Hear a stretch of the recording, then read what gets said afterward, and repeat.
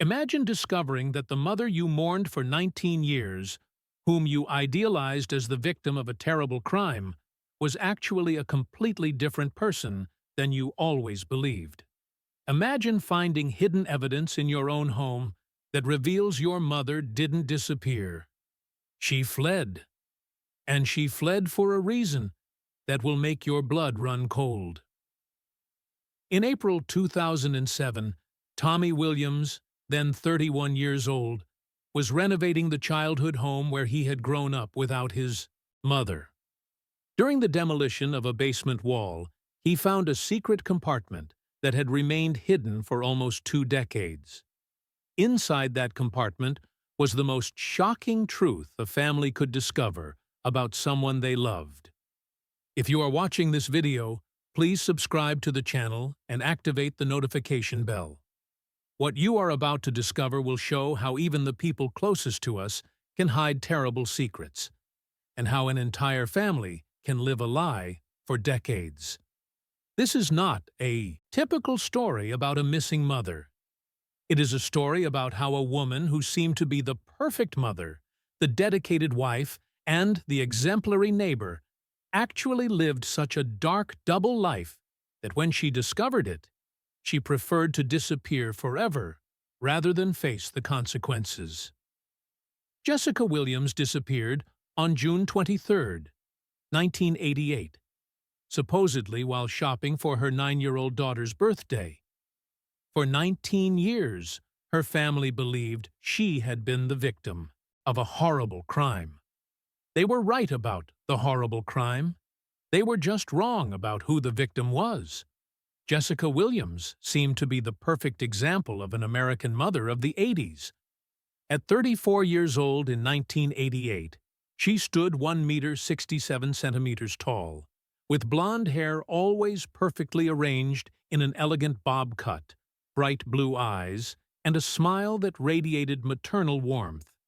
She was the type of woman other parents admired at Little League baseball games and whom neighbors sought out for child-rearing advice. But appearances, as the Williams family would discover decades later, can be devastatingly deceptive. Jessica had married Robert Williams in 1973, when she was only 19 years old. Robert, 5 years older, worked as a sales manager at a car dealership, and they had built an apparently idyllic life in a middle-class neighborhood in Phoenix, Arizona. Their house at 4127 Maple Street was the type of home that defined the American dream: well-maintained lawn, white fence, and the constant feeling of domestic happiness. Jessica was the mother of 2 children who were her apparent reason for living. Tommy, born in 1976, was an athletic 12-year-old boy who played baseball and loved when his mother watched his games.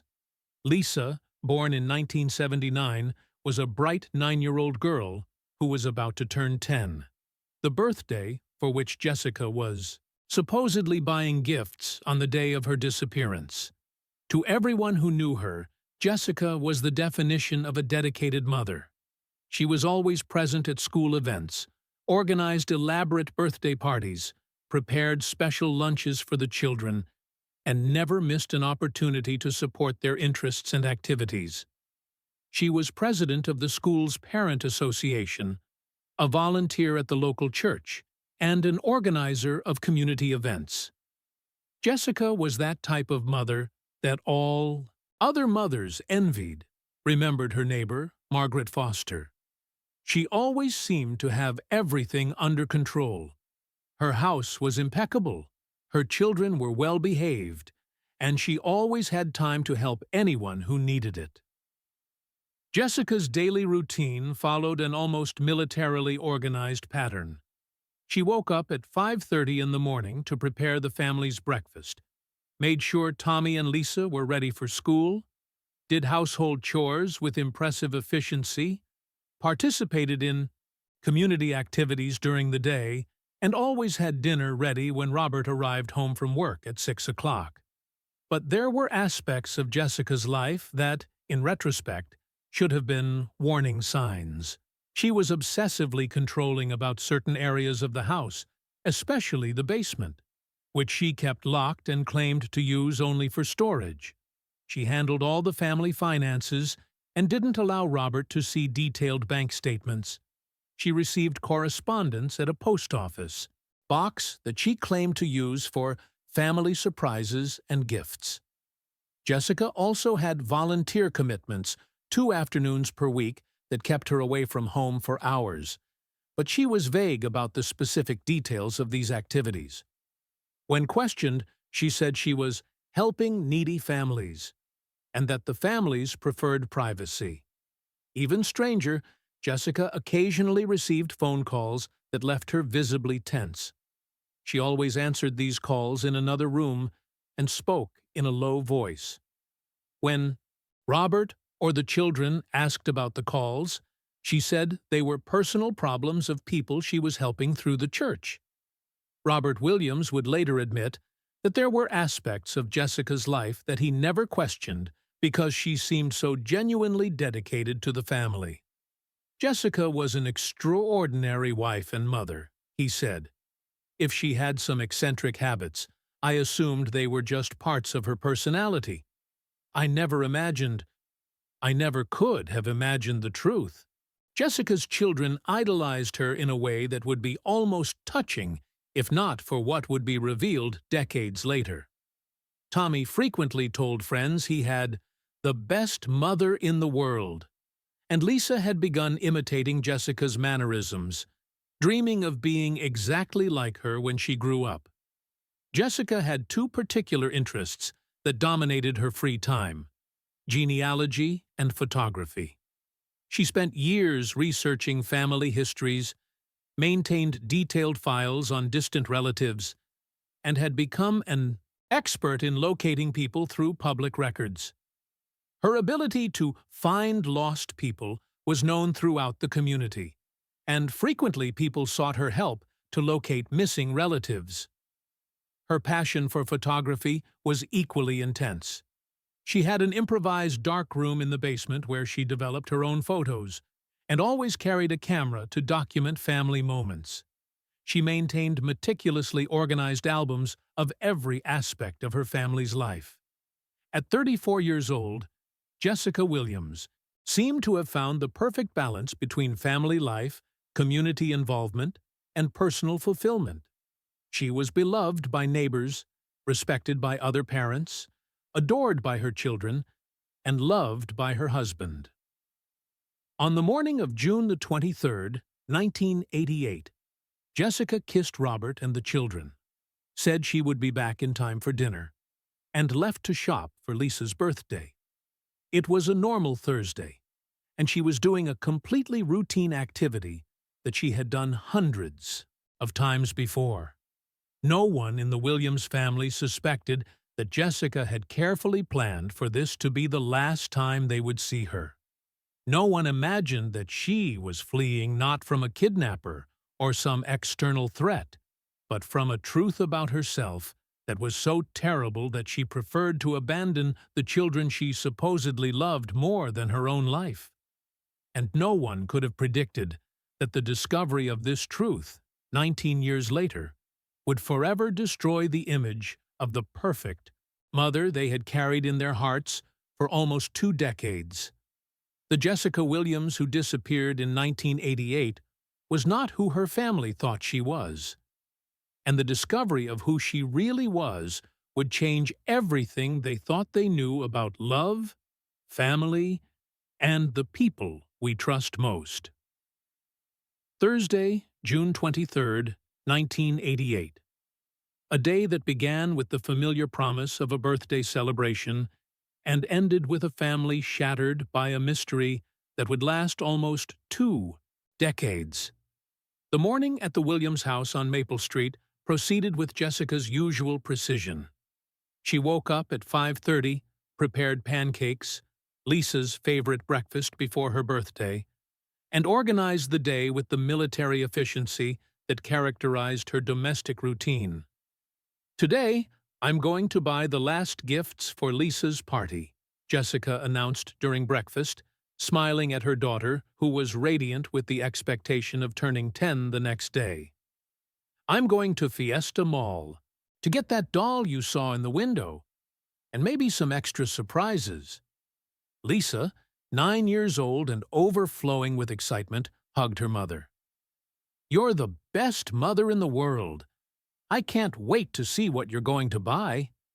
Tommy, now 12 years old, and in the phase of trying to seem disinterested in family festivities, still smiled when Jessica affectionately messed up his hair. "Don't forget, I have baseball practice at 4 o'clock, he reminded her. "I'll be back long before that," Jessica promised.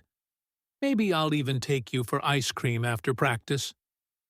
Robert Williams, preparing for another day at the dealership, kissed his wife on the cheek, as he had done every morning for 15 years. "Don't spend all our money on gifts," he joked, not knowing this would be the last normal conversation he would have with Jessica. At 7:45, Jessica took the children to school as she always did. Teachers and school staff would later remember that she seemed completely normal, smiling, talkative, interested in the children's summer plans. There was nothing in her behavior that suggested she was about to disappear forever. After dropping the children at school, Jessica returned home where she spent the morning doing her usual household chores. Her neighbor, Mrs. Henderson, saw her hanging clothes in the backyard at 10:30, and they exchanged a few words about the typical hot Arizona weather in June. Jessica seemed perfectly normal, Mrs. Henderson remembered. She mentioned she was excited to find the perfect gift for Lisa and joked about how children grow up too fast. At 1:30, Jessica left home for the last time. She drove her white 1985 Honda Accord, carrying her usual purse and a carefully written shopping list. Neighbors saw her leaving the garage, waving casually as she did every day. Fiesta Mall, located 20 minutes from the Williams house, was Jessica's favorite shopping destination.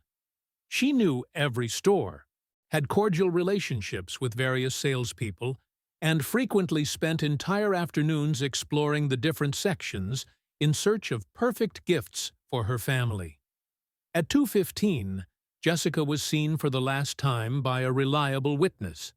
Sandra Martinez, an employee of the toy store Toy Paradise, where Jessica frequently bought gifts for the children, clearly remembered seeing her examining dolls in the children's section. Jessica was acting completely normal, Sandra recalls. She asked about a specific doll that Lisa had mentioned, but when I said it was sold out, she wasn't upset. She said she would try other stores. She seemed relaxed, happy. She definitely didn't seem like a person who was planning to disappear. This was the last confirmed interaction anyone had with Jessica Williams. At 3:45, approximately 1.5 hours after being seen at the toy store, Jessica's white Honda Accord was found in the Fiesta Mall parking lot by mall security guard James Rodriguez during his routine patrol. The car was parked in a space at the southern end of the parking lot, far from the mall's main entrances. The doors were unlocked, the keys were in the ignition, and Jessica's purse was on the passenger seat with wallet, money, and credit cards intact. Even more disturbing, there were several shopping bags in the back seat, gifts that Jessica had apparently bought for Lisa's birthday. The doll Lisa wanted, new clothes, a board game, and even a small birthday cake from the mall bakery. But Jessica had simply vanished. James Rodriguez immediately contacted mall administration, which initiated an internal search. Announcements were made over the sound system, employees checked bathrooms and storage areas, and security recordings were reviewed immediately. Security cameras showed Jessica entering the mall at 2 o'clock and shopping in various stores until approximately 3:30. The last image of her on internal cameras showed Jessica walking toward the southern exit of the mall, carrying several shopping bags. But the external parking lot cameras weren't functioning properly in that specific area due to a technical failure that had occurred a week before and hadn't been repaired yet. There was no recording of what happened to Jessica between the moment she left the mall and when her car was found abandoned. At 4:30, when Jessica didn't show up to pick up Tommy from baseball practice, Robert Williams began to worry seriously.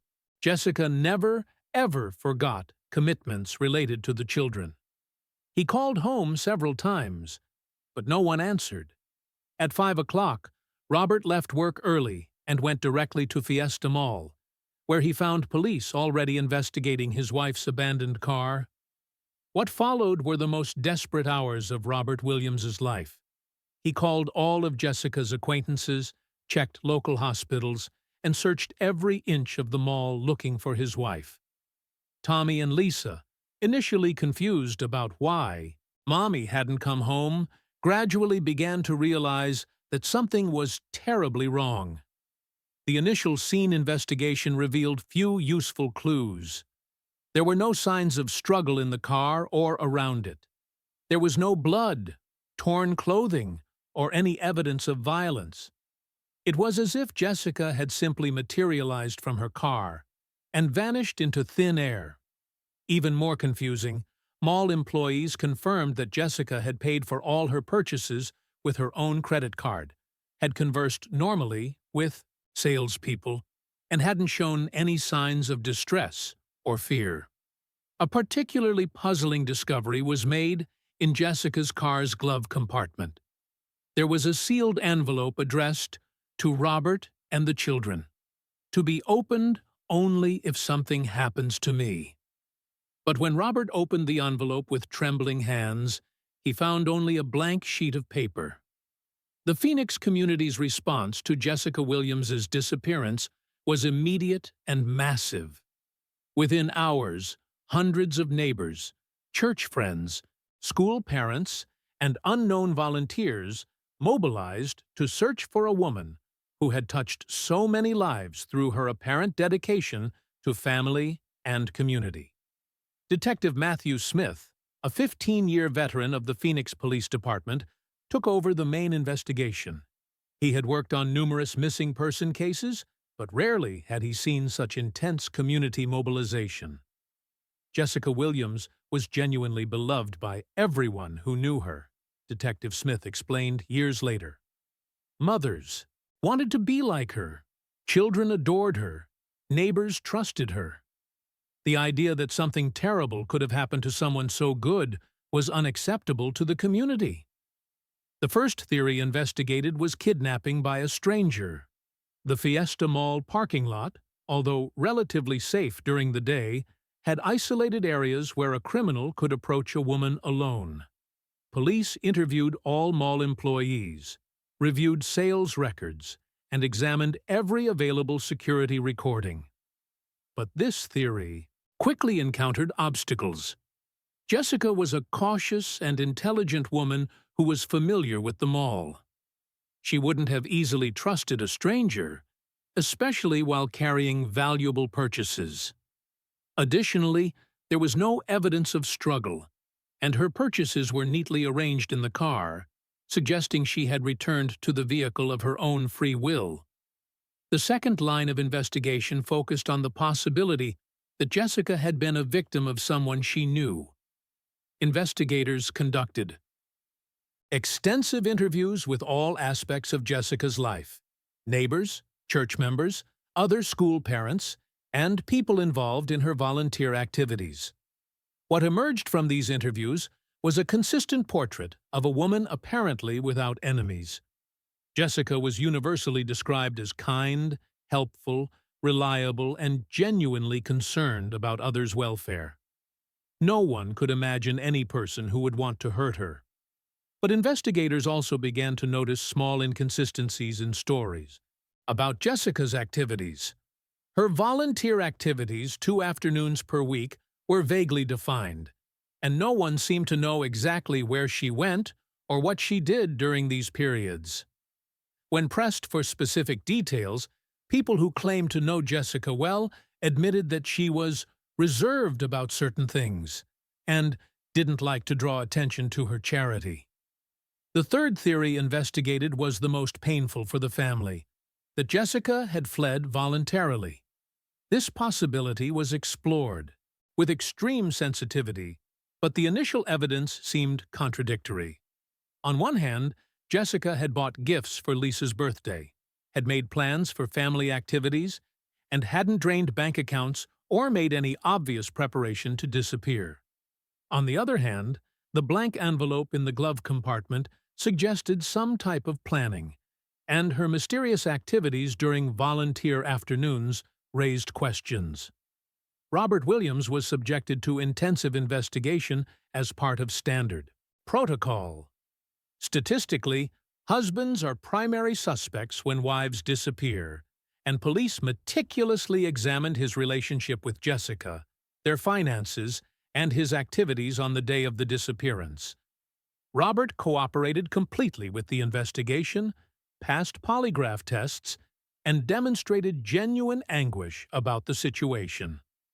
Work colleagues confirmed he was at the dealership during the entire relevant period, and there was no evidence of significant marital problems.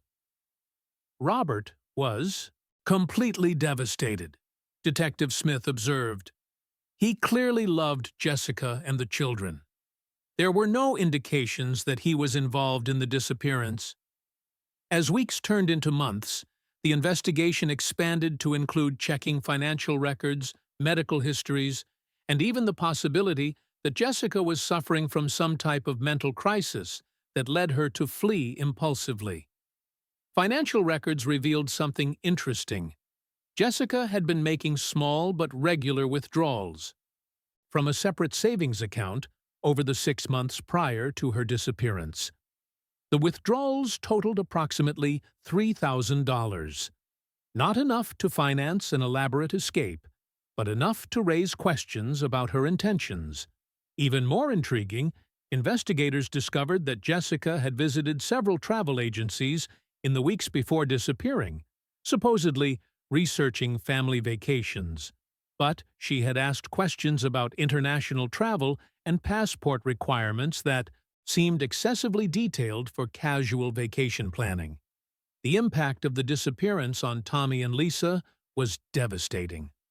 Tommy, at 12 years old, assumed man-of-the-house responsibilities that were too heavy for his young shoulders.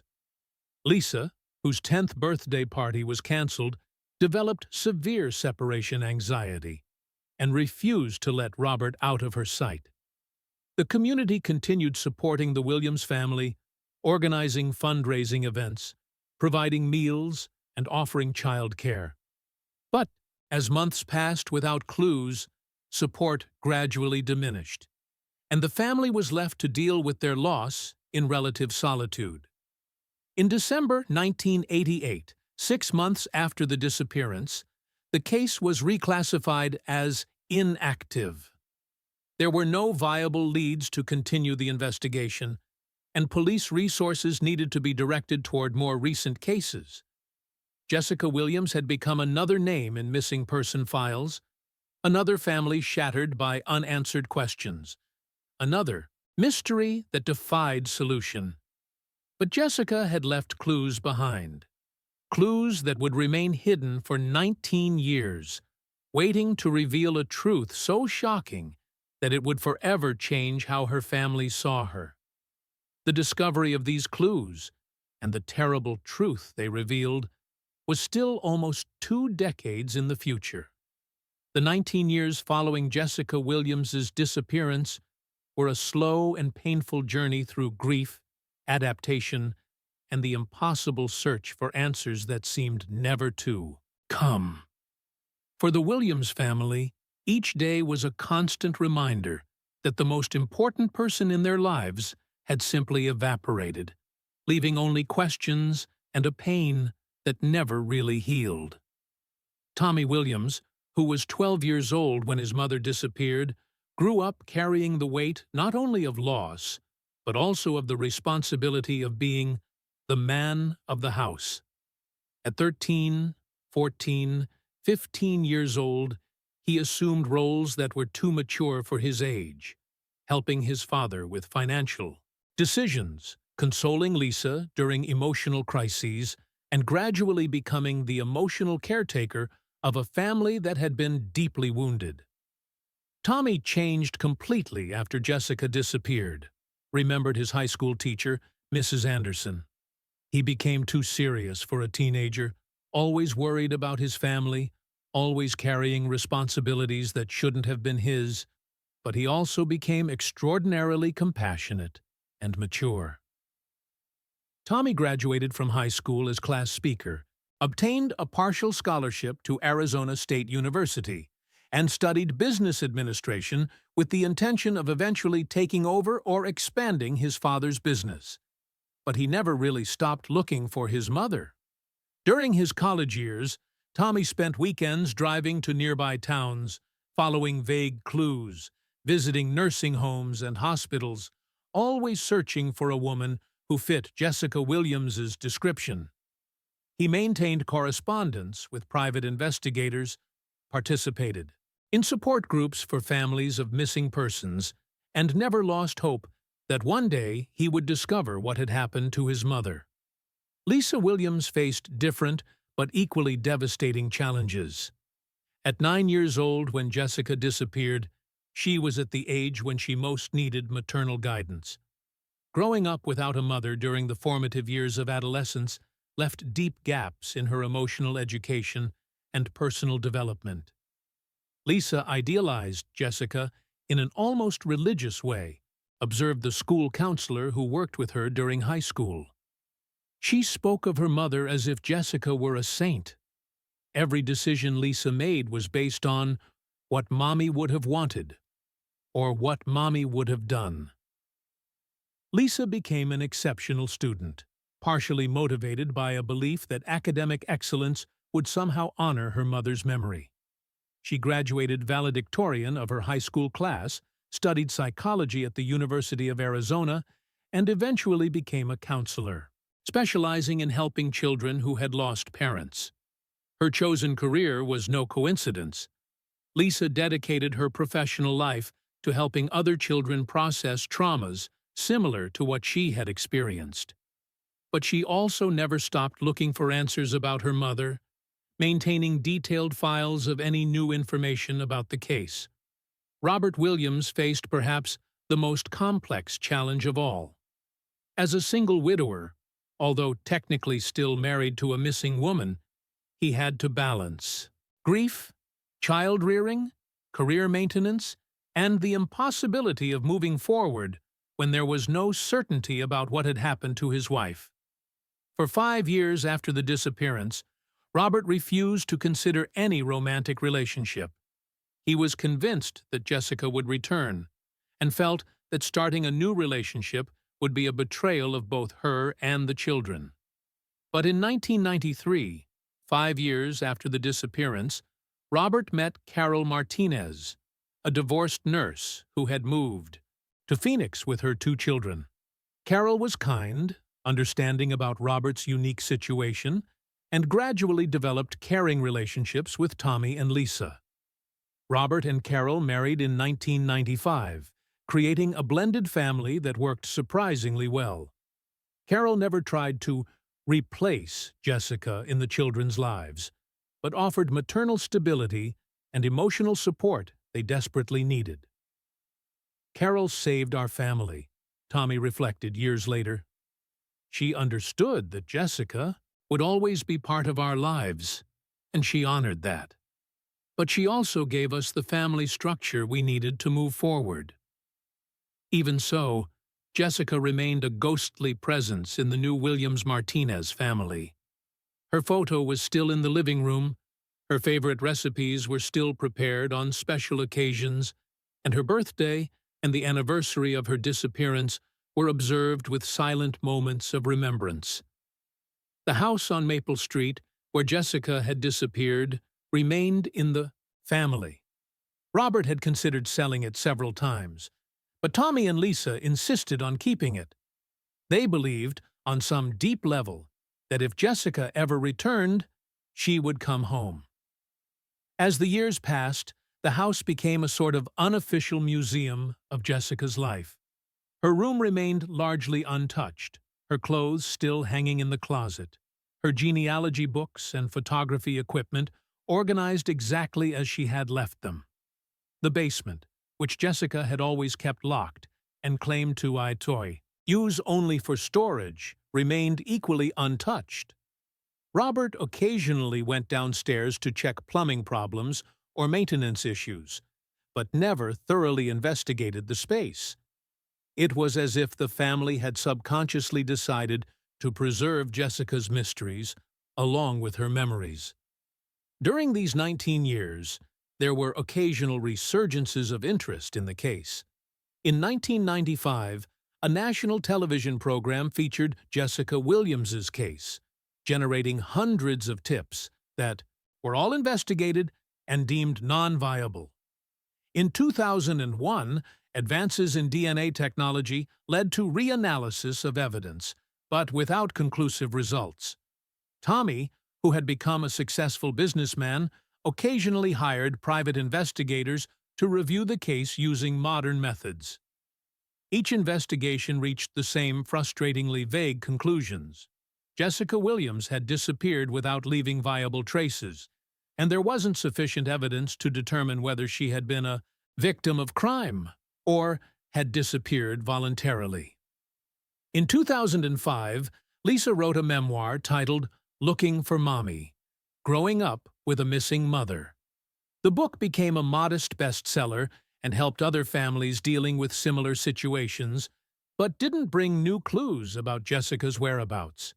As 2007 approached, marking almost 20 years since the disappearance, the Williams family had found a way to live with their loss. They had built productive lives, maintained loving relationships with each other, and found ways to honor Jessica's memory while moving forward. But they never really stopped waiting for answers. And those answers were about to come in a way none of them could have anticipated. April 2007. Tommy Williams, now a successful 31-year-old man with his own family, had finally decided to renovate the childhood home on Maple Street. He and his wife, Sarah, had bought the property from Robert and Carol, who had moved to a smaller house after retirement. The decision to renovate the house was loaded with emotion. Tommy wanted to preserve the positive memories of his childhood while updating the space for his own young family. He and Sarah had two small children, Michael, 5 years old, and Emma, 3 years old, and wanted to create a home where new happy memories could be made. The renovation began with upstairs bedrooms, but eventually Tommy decided to finish the basement to create a family recreation space. The basement had always been an area that Jessica kept restricted, and even after her disappearance, the family had never thoroughly explored the space. When contractors began working in the basement, they immediately noticed irregularities in the construction.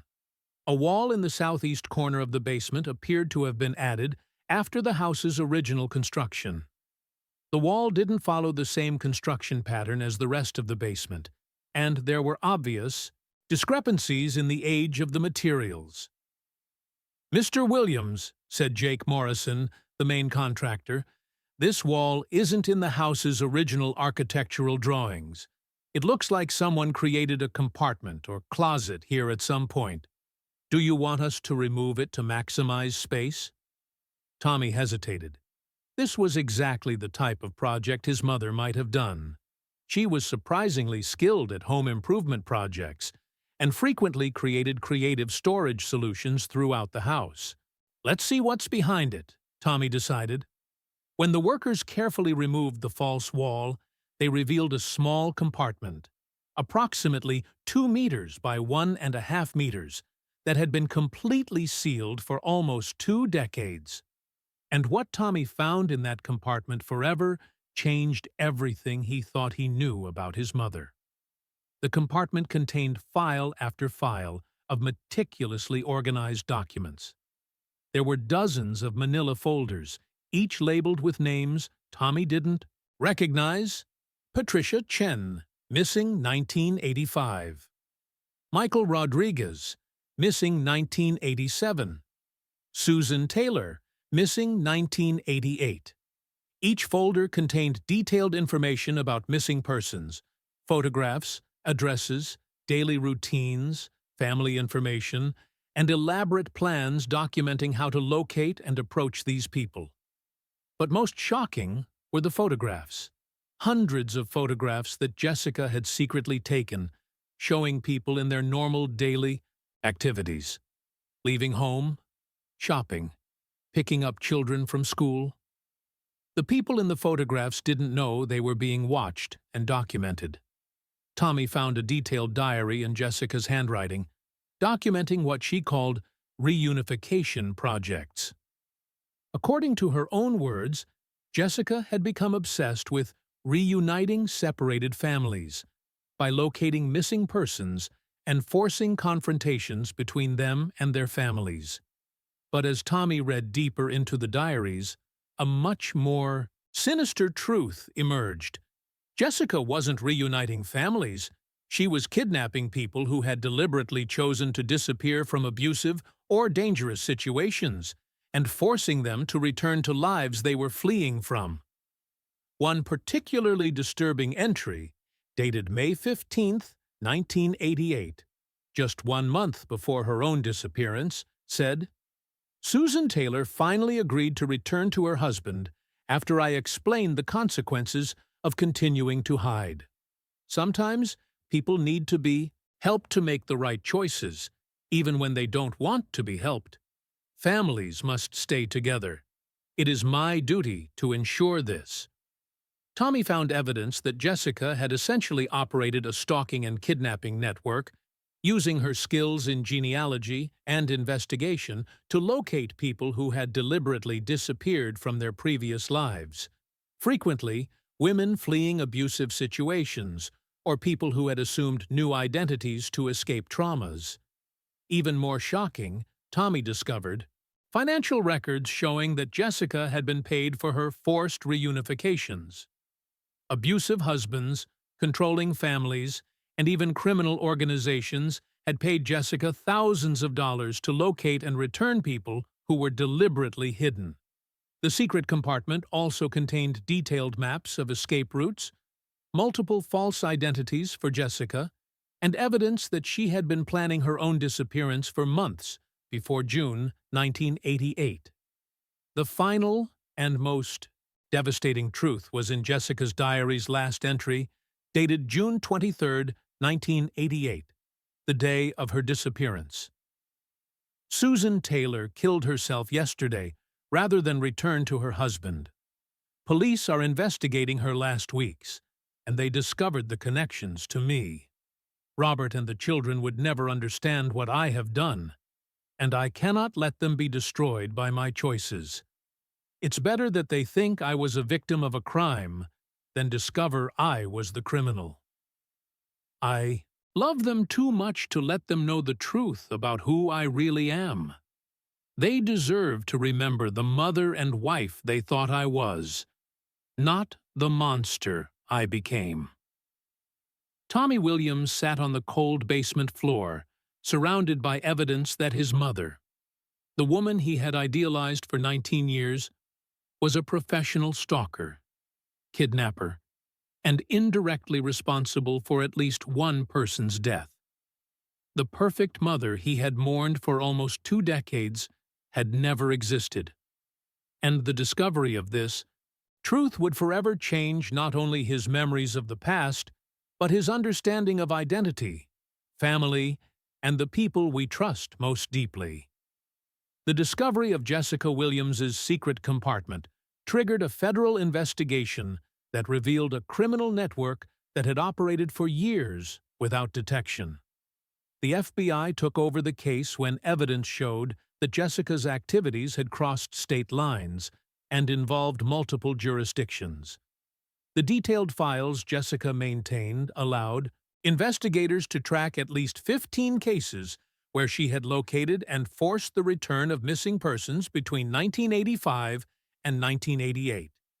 In each case, Jessica had been paid between $5,000 and $25,000 by families or individuals who wanted lost loved ones brought back. But as the investigation deepened, the truth became even more disturbing. Most of the people Jessica had reunited with their families were women fleeing abusive relationships, LGBTQ+ youth who had been rejected by families, or people who had assumed new identities to escape traumas. Jessica had essentially operated a service that forced vulnerable victims to return to dangerous situations in exchange for payment. The case of Susan Taylor, mentioned in Jessica's last diary, was particularly tragic. Susan had fled from a violent husband in 1987, assumed a new identity, and was beginning a new life when Jessica located her. Forced to return to an abusive situation, Susan had taken her own life rather than face more domestic violence. When authorities investigated Susan's death in 1988, they had discovered connections to Jessica Williams. Jessica realized it would only be a matter of time before her criminal activities were exposed, so she orchestrated her own disappearance. Tommy and Lisa Williams faced the impossible task of reconciling 19 years of grief and idealization with the shocking reality that their mother was a criminal who had caused terrible suffering to vulnerable people. "It's like discovering that your entire life was based on a lie," Lisa explained during family therapy. "The woman we thought we knew never existed. But the pain of losing her was real. The love we felt was real. And that makes everything even more confusing." The federal investigation revealed Jessica Williams's final fate. In 2003, she was found dead in Guadalajara, Mexico, a victim of homicide. The investigation revealed that she had been located and murdered by Michael Taylor, Susan Taylor's brother, the woman who had committed suicide in 1988 after being forced by Jessica to return to her abusive husband. Michael had spent 15 years searching for the woman responsible for his sister's death. When he finally located Jessica, he delivered the justice that the legal system had never been able to provide. Jessica Williams died alone, far from home, a victim of the very network of violence she had created. The cruel irony is that she, who had forced so many people to face the dangers they were fleeing from, finally faced the consequences of her own actions. Today, Tommy and Lisa Williams work with organizations that help people fleeing abusive situations, using their unique experience to ensure that vulnerable victims receive adequate protection. They learned that even the deepest love can be based on illusions, but that truth, however, painful it may be, is always preferable to the most comforting lie. And that sometimes, when the system fails, justice finds its own way.